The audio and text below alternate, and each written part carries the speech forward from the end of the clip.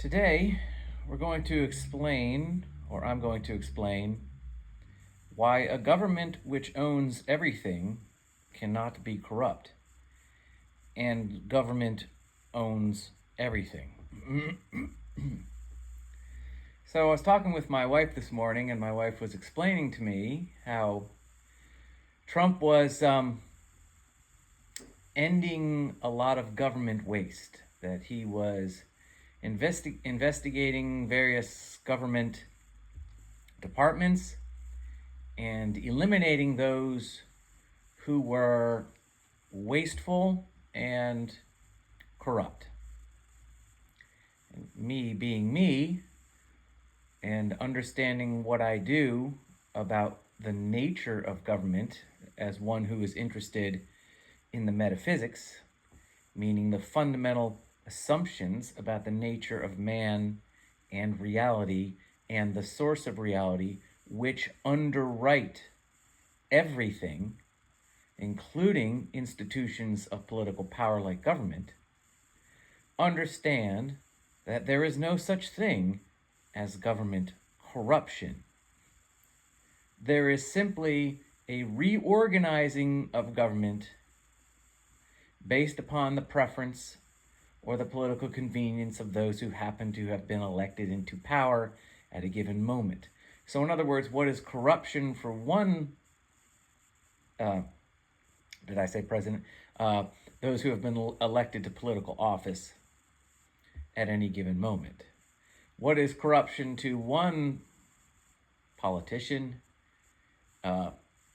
might be his mandate, might be the mandate from the people to another. And look, I'm not saying that ending government wasteful spending is bad on a contextual level, but in the broad scheme of things, when you understand what government is, what its nature is, and why it exists, you understand that government corruption is an inveterate part of government's nature, meaning it's not, I shouldn't say government corruption, because it's only corruption from our point of view, a member of the citizen masses who expects falsely, because he's been fed the bromide of representative democracy and individual rights. It's only corruption from our point of view. But it's from government's point of view, which is the only point of view that matters, it's not corruption. It's just the way things are done. It's just good business. Government, qua government, cannot be corrupt in the way that you, as a member of the citizen masses, would define it. So even though on one level it's great that our politicians might be cleaning up some government waste, and maybe even ostensibly directing it to things that might make our lives better, but you have to understand the only reason why this would be happening has nothing to do with you. It is happening because at the moment it is politically convenient for those in power to do this. Once it is no longer convenient for those in positions of political power to quote unquote clean up the waste, then they will not.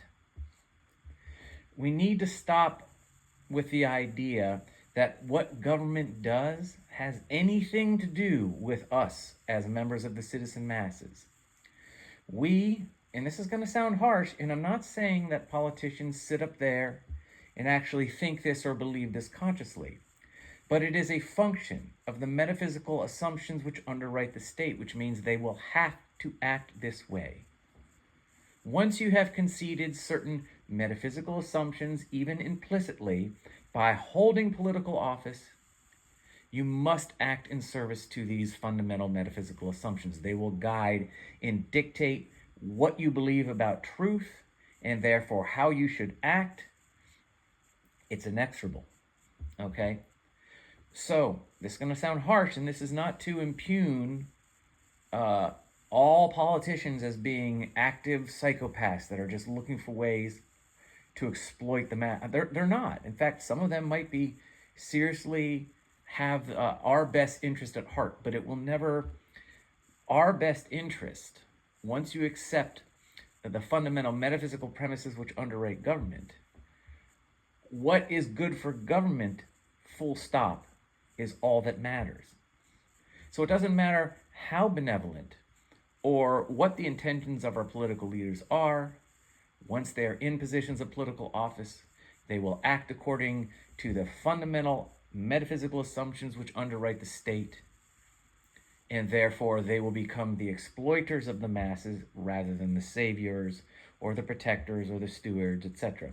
So even though this sounds harsh, you have to understand, if you understand where you stand relative to the state, you will begin to understand a great many things that may be confusing to you now. We are livestock to them. We are cattle. We are mutton. We are wool. We exist to be exploited in the interest of the political ruling class. It's not because the political ruling class are inveterate psychopaths, although there is a higher percentage of those in positions of power. This is the nature of government, period. As I've said before, I'm not an ist, I'm not an ism, I'm not preaching some kind of an ideology. I'm just giving you the rational facts. I'm explaining to you rationally what is going on using nothing but reason and logic. It's purely academic. I have no ideological interest whatsoever. I'm not looking for a following. I'm not looking for a movement. I'm not looking for a group. I'm not looking for a revolution. I'm just giving you information. This is just a clinical diagnosis. It's as objective as that. So though it may sound like some iteration of anarchism or laissez-faire capitalism or libertarian, it's not anything like that. I'm not a movement, I'm not an ideology, I'm not a political party, I'm not looking for followers, this is all, and I'm sorry if I'm making noise. I hope there's not been noise. I really do, because that would be really annoying. I know every time I touch the arm of this chair, because of the way I have the phone, it can make a scraping sound. So I really hope that's really not the case. If it is, I will not upload this, but... Okay, so... going back to what I was saying, this is just a clinical diagnosis. It is as objective. Think of me perhaps as a doctor diagnosing a particular ailment. It's as objective as that. I'm just telling you factually what's going on. Everything gets cleared up. All of the mysticism, all of the sophistry, all of the casuistry, all of this gets cleared up once we examine the metaphysics with a rational eye. I don't want this to go on too long. I have stuff to do today, and I'm sure you do too. So I'm going to try to get through this as quickly as possible. But going back to what I was saying, what is corruption to us is just good business to government. Well, why? Well, going back to a topic I have addressed on other videos, particularly on the one I did on the lie of individual rights, what does government represent? Why does government exist? So here we look at the metaphysics. What is the nature? What is the fundamental intention of government? I mean fundamentally. Why? What is it about man that requires him to be governed by an institution of political authority, political force, political violence, meaning a political an institution which exists to compel man's behavior by physical, violent, manifest force, if possible, against his will and what he might otherwise choose. You can talk about representative government. in law and rights in elections. It doesn't matter. It doesn't change anything. This is why all nations rise and collapse basically in the same way, why all empires last roughly the same amount of time, about 10 generations, and then collapse, regardless of what kind of government they have, whether it's an authoritarian, whether it's representative, whether it's democratic, whether it's a monarchy, whether it's a theocracy. Doesn't matter. Doesn't matter at all. The nature of government doesn't change. You can give the people an election every day. It won't change a thing, because the nature of government is set in stone. It is de facto. Okay? So what does the government represent? Government represents man's ability to exist, meaning without government, you, mankind, cannot have been born. You cannot exist. You, in your nature, are insufficient to your own existence without an external institution of political authority to compel you into right thinking and behavior, despite what you might otherwise think or choose or will. You cannot survive. You cannot exist. If we just let people, quote unquote, do whatever they want, then it will be an orgy of sin and the species will collapse into oblivion. It will be like it never existed. In other words, in your nature, existence, in your nature as an individual, conscious, volitional, singular, self-aware agent, that nature, that thing that makes you man, not an animal, you are insufficient to your own existence. That's why we must have government. The question then is, well, who gets to be in charge then? If everybody has this same quote-unquote fallen nature or original sin, the fundamental natural and absolute insufficiency to apprehend truth and act in service to it and thereby manifest a successful conscious existence by oneself, well, how do we get to decide who's in charge? And as I've said before, this goes back to the whole idea of Plato's philosopher kings. And the answer is simply magic. It's some kind of transcendent divine enlightenment. The postmodernists will tell you that, well, the laws of nature and the biological processes of evolution have just gifted some human beings to be existentially, well, they'll say intellectually, but what they really mean is existentially superior to the rest of the blind masses. And therefore, they're the ones who should occupy positions of power, because the laws of nature, the gods of the postmodern scientific determinist mysticist movement, have divinely enlightened certain people to possess the ability to hold positions of power.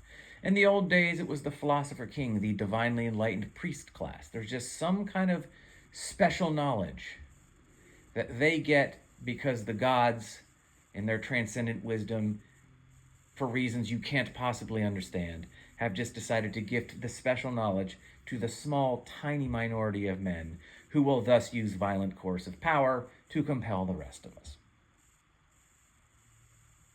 Okay, so if you examine the metaphysical assumptions about the nature of man, which inform government then, and upon which the pragmatic institutions of political authority rest, you will understand again that government represents man's ability to be. In other words, government exists to be you for you. And this translates into, there is no you. You are a lie. You are an illusion. You hear the scientific determinists tell you that consciousness is an illusion. It's an epiphenomenon. It's subjective at best. Particles can be conscious. You can have particles which move in a certain way, and they form these waves, and all of a sudden there's this consciousness. So consciousness, your conscious singular frame of reference by which you experience everything and know and do everything, is actually a function, something absolutely outside of you. Okay? That's a lie. There is no you. In other words, the government is you. You see what I'm saying here? This is not to impugn government. This is not an ideology. I'm telling you, this is the nature of government, and you know it. You know it. You know, without the power of violence to compel people against their will, there is no state. That's its nature. Why? Because people must be compelled. Why? Because without it, without this institution of political authority, you cannot be. Humanity dies. It might as well not have been born in the first place, because it, in its own nature, as individuals with self-aware, conscious volition, is insufficient and incapable of sustaining its own existence. Government exists to be you, for you. Postmodern scientific determinist mystic is the same as the old Platonist mystics back in the day, the old Gnostics. Consciousness is an illusion. You can't really know truth. Everything's just a shadow as far as you're concerned. You can't really apprehend what's really going on. Therefore, you have to be told what to do by your divinely enlightened philosopher king. They have replaced transcendent divine special knowledge with the special knowledge from some kind of god or the gods, and they've simply replaced these gods and gods with laws of nature and the mathematical universe and the laws of physics. Meet the new gods, same as the old gods. Meet the new Gnostics, same as the old Gnostics, right?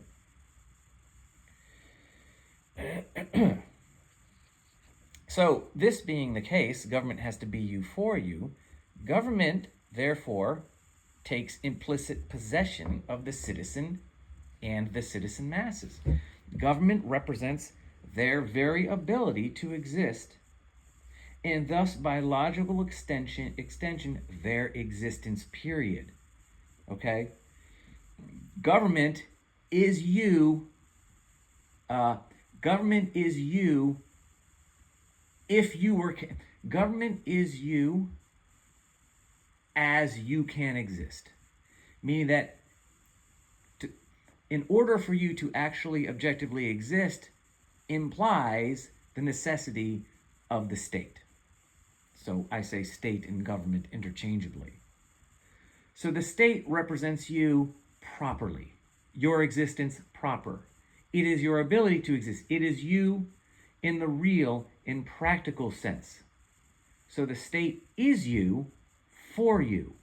The state must stand in for you in order to make your existence real, because without it, you can't exist. So government is man, if you extend the logic. Government exists for you, to exist in your stead. So this goes back as, why is there no such thing as government corruption? Because government can't steal from what it owns. Government can be corrupt. For example, government corruption is only a thing if another part of government decides that there's another part which is acting in a way that doesn't. So, for example, the person who holds a superior position of political authority may look down on a lesser politician and declare that they're being corrupt. That's the only way that political corruption has any,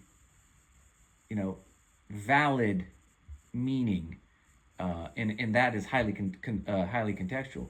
But as far as you're concerned, there is no government corruption. No. Government is you. It can't steal. It can't waste money. Meaning it can't waste your money. It can't take your money. There is no you. The government or the state is you, and the government cannot steal from itself. It's like me going to my bank account, withdrawing $1,000, and then claiming I just stole $1,000 from myself. This sounds crazy, right? But this is exactly what the metaphysics which inform government imply. It can't steal from what it owns. It can't steal from itself. It owns the people because it is the people. So everything that government does, regardless of how you might think it's corrupt or see it as corrupt, everything it does. So, for example, you have to understand that if you look at government and government corruption and you say that is self-serving, the government is serving itself over me, the citizen. No, it doesn't work this way. Whatever the government is doing in service to itself, it is doing also in service to you, whether you recognize it or not, because you as an individual are irrelevant. You as an individual, singular, conscious, self-aware agent are not a factor in the existential equation. You are unreal. You are an illusion. You are the problem. You are the original sin that government exists to eradicate. So everything the state does in service to itself for its own interest, regardless of how selfish and corrupt that might look to you, is in fact also in service to you if you accept the legitimacy of government and therefore the metaphysics upon which it rests. Okay? Everything it does in service to itself, everything the state does in service to itself, is thus in service to mankind, to the citizen masses.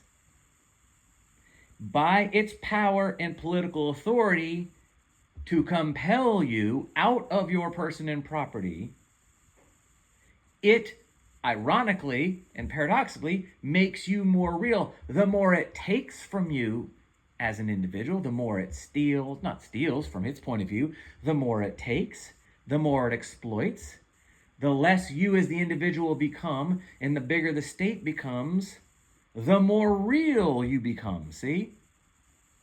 The more the government exploits and takes from the individual, the more the individual is finally sublimated into reality, you see? Government is a very, very mystical and religious institution.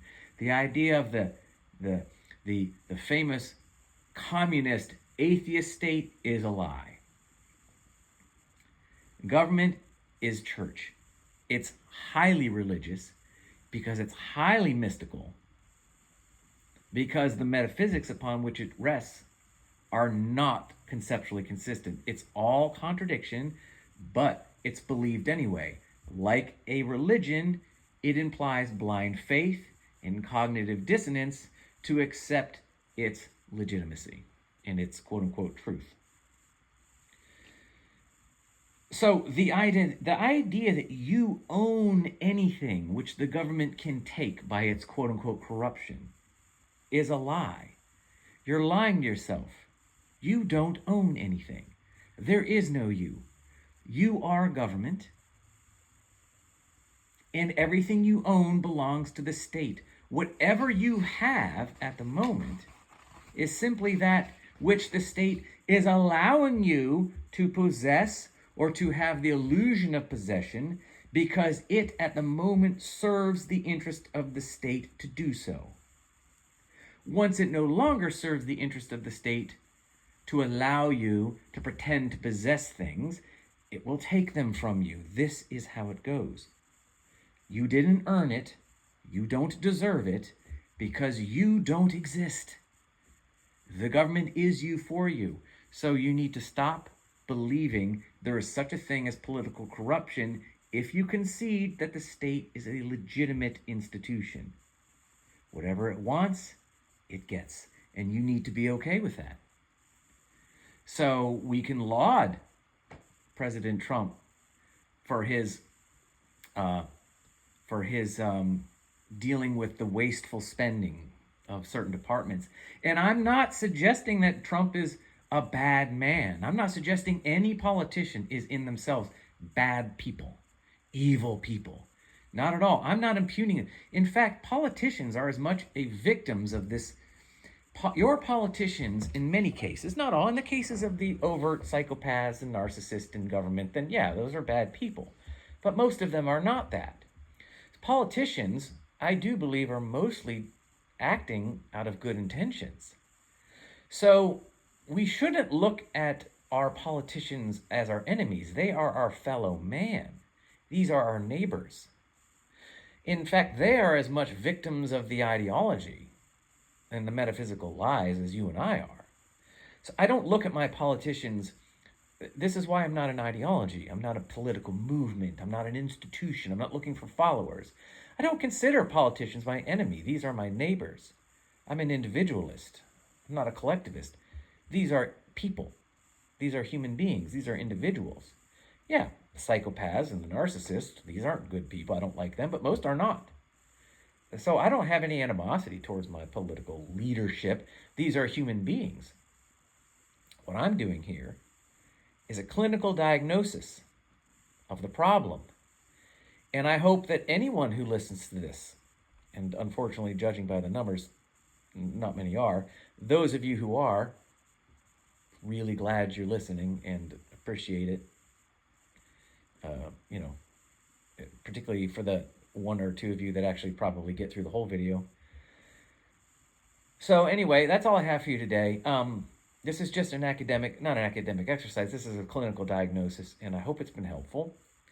And having said that, I will talk to you later, maybe tomorrow. I'm trying to keep these things a little shorter so that I can do them more frequently, and they're not as exhausting and not as stressful. All right, take care, and have a great day.